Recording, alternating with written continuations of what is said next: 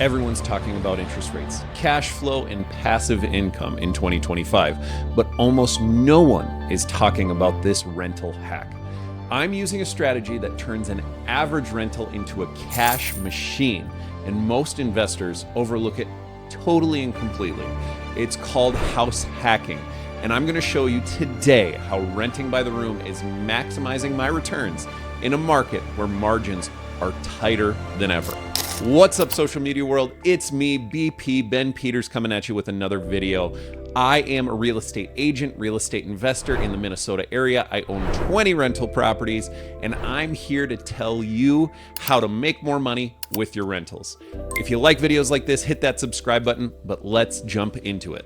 So it's no secret, interest rates are really high right now. And with higher interest rates, it's hard to make a good cash flow on an average rental property right now. House hacking can work for almost anyone, but I'm going to focus on two types of investors in today's video. The first type of investor that house hacking can help is the first-time investor, the typical 20% down investor. Now, I'm going to share my screen with you here. So maybe you are wanting to buy a property.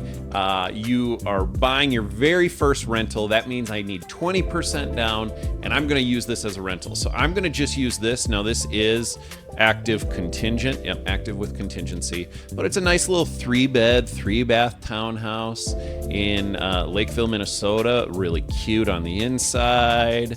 And I would say, nice on the inside too. So I would say this is an above average rental. All right, $305,000. Remember that as we go over to our mortgage calculator here. All right, so at $305,000, we're going to have to put 20% down, which is $61,000. Let's do it over a 30-year term.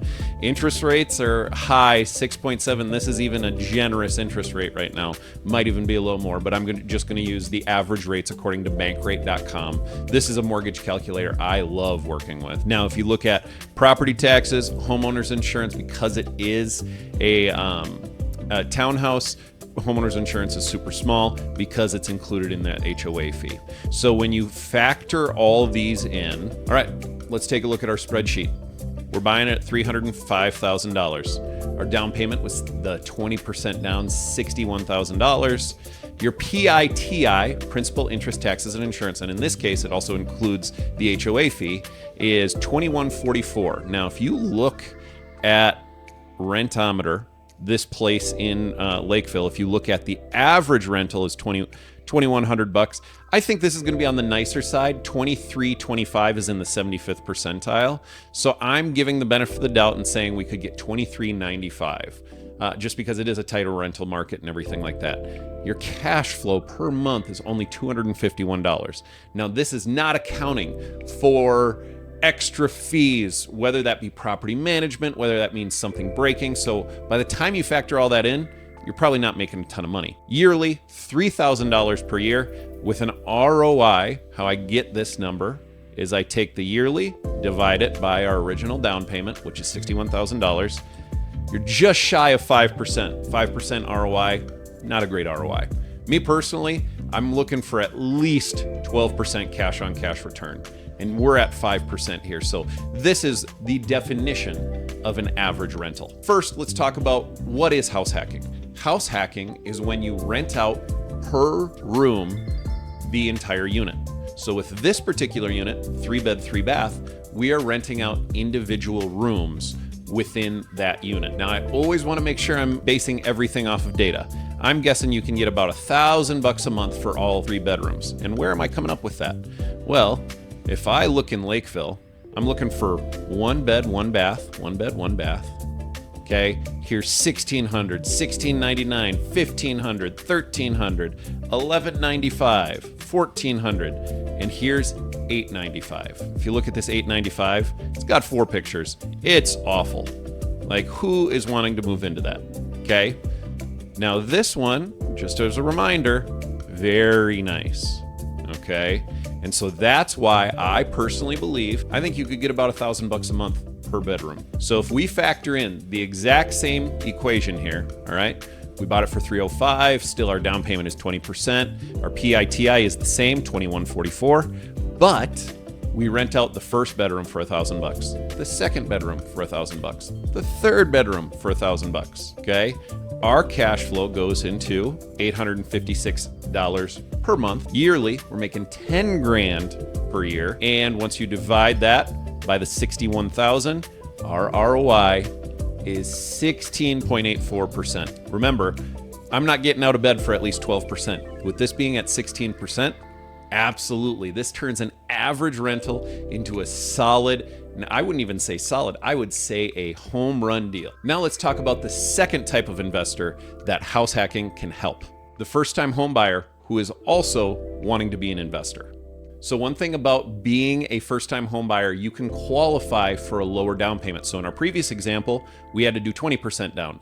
This one, since you are moving into it and you are going to be living there, you can qualify for a less down payment, like a 3.5% to maybe even 5% down. So that can really help keep a lot more cash in your pocket. So I'm going to use an example here. I was just out with another client of mine, and I actually showed him this property. This is a duplex in Minneapolis. Okay, this is South Minneapolis, kind of the Lake Nokomis area. And if you look, one side is a little bit updated. Kitchen's not all that updated, but you got some newer flooring in there, everything like that. Nice open, lots of storage space in the basement. And then the other side, you have original wood floors. So I would call this a average to maybe even slightly below average rental. Okay. Now it's been sitting for a while, but let's just assume we paid list price at $395,000. $395,000. Again, you are going to be living in this, so you can use a 5% down payment at 30 years at interest rates according to bank rate. Now, if you look at property taxes and homeowners insurance, homeowners insurance, so we are at $2,753 per month, just shy of $2,800 per month. So let's take a look at what this would look like if you were purchasing this as a primary residence. You buy the thing for $395,000. You get that 5% down payment for $19,000, just shy of $20,000. Your PITI, $2,753. Now, this one currently had a tenant in one of the units at $1,395. So let's just assume you kept that tenant in there at $1,395. Now you're living in the other side. And so by living in the other side, you're not getting any rent in it. So now your total rent is $1,395, but every month $2,700 comes out of your pocket. So essentially you're living for $1,300. You're getting a nice duplex for $1,300. I wouldn't call this an amazing deal, but at the same time, you're subsidizing your living expenses rather than having a $3,000 payment. You're only paying $1,300. It's not a bad deal, but it can be better. So again, you are paying $1,300 every month. If you look at it on a yearly basis, it's still $16,000 out of your pocket. It's a negative return on investment of negative 82%, but you're building equity and everything like that. You have a lower payment. So ROI doesn't really make a whole lot of sense here. All right, let's talk about if you house hacked this duplex. You buy it for $395,000. Your down payment, $19,000. You still got your payment of $2,700. Now, each side of that duplex is a 2-bedroom. And so you rent out bedroom number 1 for $900, bedroom number 2 for $900. Then in the unit you're living in, you rent it to a potential renter for $900. Now you are living for free. Okay, so $0.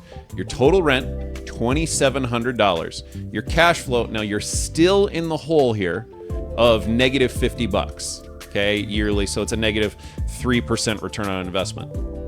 But here's the beauty. A duplex that was looking like a pretty terrible deal, now you're living for free. What would happen if you took away your mortgage payment? What would happen if you took away your rent? What I did, this is exactly what I did. I bought myself a townhouse, rented all the bedrooms. I was living for free, and the money I was going to be paying to my mortgage, to my landlord, whatever, I put in my own pocket, and I started investing in even more rentals.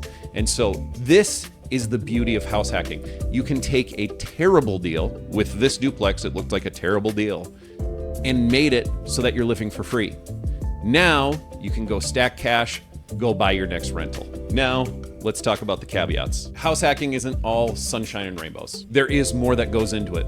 Rather than putting a renter in there and you might get 3 or 4 phone calls a year, now you have 3 separate renters in a property or 2 separate renters. You have relationship dynamics to deal with. You have increased liability because what if those tenants don't like each other, that type of thing. And so there is more that goes into the managing of these places, but the increased cash flow is worth the extra headache. And that's it. That's what I got for you. That's what I got for the video. Tell me what you think. Let me know in the comments below. What do you think of house hacking? Do you like the idea? Do you not like the idea? What I love about this strategy is that you can turn almost any market into a profitable market if it wasn't before. Thank you so much for watching this video. Again, hit that like button, hit that subscribe button, and I will see you guys on the next one.